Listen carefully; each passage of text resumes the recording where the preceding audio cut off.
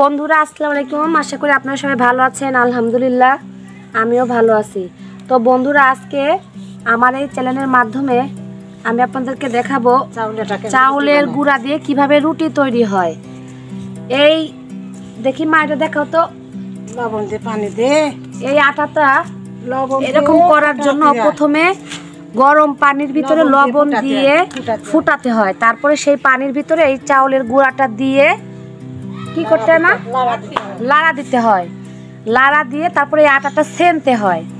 এই আটাটা সেনে তারপর দেখেন এখন কি সুন্দর একটা সফট হয়ে গেছে, আটা হয়ে গেছে। এটা এখন আমার মা কিভাবে কাটবে সুতা দিয়ে সেটা আপনারা দেখুন।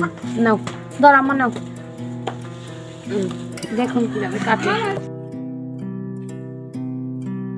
এই দেখুন, এই দেখুন বন্ধুরা কিভাবে আমার মা সুতা দিয়ে গোল গোল করে রুটিটা বানায়। অনেকদিন পরে আমার মা আমাদের বাসায় আসছে, তাই রুটি বানিয়ে খাওয়াচ্ছে চাউলের গুঁড়া দিয়ে।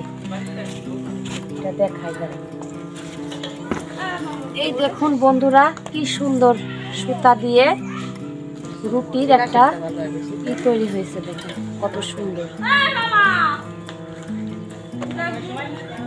তো এটা কিন্তু অনেকে জানে না, অনেকে আটাটা সেনে হাতে গোল গোল করে পরে বেলুন দিয়ে বেলে, এভাবে তাড়াতাড়ি আর এভাবে হচ্ছে তাড়াতাড়ি হয়।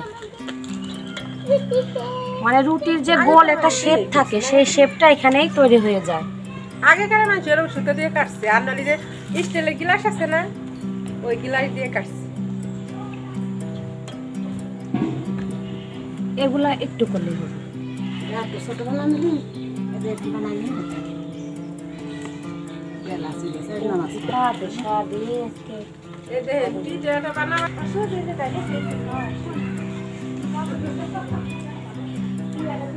এই দেখুন বন্ধুরা কিভাবে আমার মা রুটি বলতেছে। দেখুন কি সুন্দর গোল হচ্ছে। দাও এটা, দাও মাছ করি।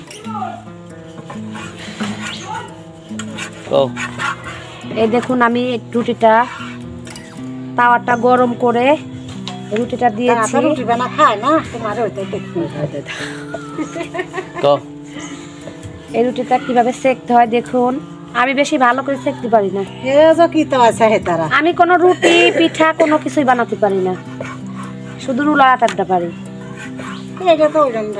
এটা তো চাউলের। এই দেখুন আমার রুটিটা কি সুন্দর ফুলতেছে।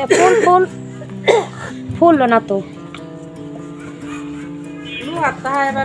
বন্ধুরা আপনারা বাসায় চাউলের গুঁড়া দিয়ে সুন্দরভাবে এভাবে রুটি বানিয়ে খাবেন।